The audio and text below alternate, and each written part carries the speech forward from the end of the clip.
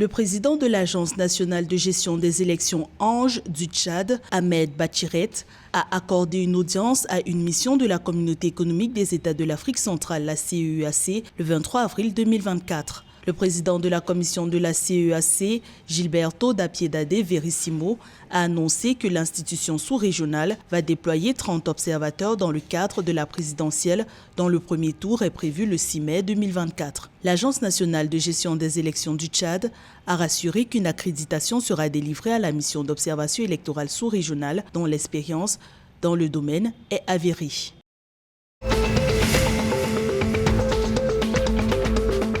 Le 26 avril 2024, le voyage inaugural de la ligne fluvio-maritime professionnelle reliant Malabo en Guinée équatoriale à Douala au Cameroun sera effectué. Le transport des personnes et des biens sur cette ligne sera assuré par la société équato-guinéenne Viteoka qui garantit la fiabilité et le confort de ces installations. Pour les autorités des deux pays, l'ouverture de cette route fluvio-maritime civile va favoriser la libre circulation des personnes et des biens. Selon le rapport 2022 sur le commerce extérieur du Cameroun publié par l'Institut national de la statistique, le Cameroun a exporté en direction de la Guinée équatoriale 13 400 tonnes de marchandises d'une valeur de 11,4 milliards de francs CFA, tandis que le Cameroun a importé de la Guinée équatoriale 62 900 tonnes de marchandises d'une valeur de 38 milliards de francs CFA.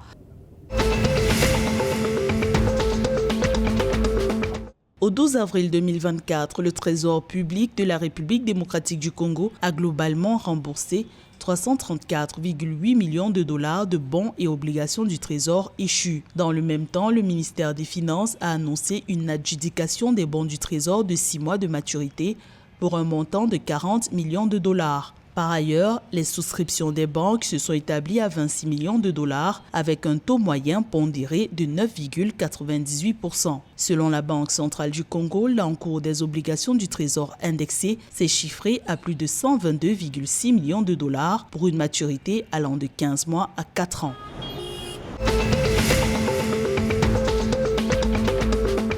40% des hospitalisations au Gabon sont imputables au paludisme. Avec un taux de morbidité estimé à plus de 20%, la pathologie provoque une moyenne de 6,73% de décès chez les enfants de moins de 5 ans. Le Gabon s'est engagé avec le soutien de l'Organisation mondiale de la santé dans la campagne Zéro paludisme à l'horizon 2030. La stratégie nationale de lutte contre le paludisme du Gabon s'articule autour de la distribution des moustiquaires imprégnés à longue durée d'action et la pulvérisation intradomiciliaire, entre autres.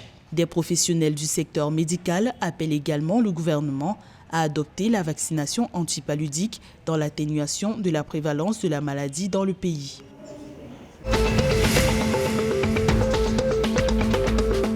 Après une mise à jour sur le site officiel de la Fédération internationale de football association, la FIFA, le nom de l'entraîneur Marc Brice, nommé par le ministre des Sports et de l'Éducation physique Narcisse Moulé-Kombi, a été retiré de la page réservée à la Fédération camerounaise de football, la FECAFOOT. Installé dans ses fonctions le 8 avril 2024, le technicien belge à la tête de l'équipe nationale masculine de football du Cameroun est contesté par le président de la FECAFOOT, Samuel Eto'o-Fils. Il a critiqué la décision unilatérale du ministère camerounais des Sports de recruter le nouveau coach.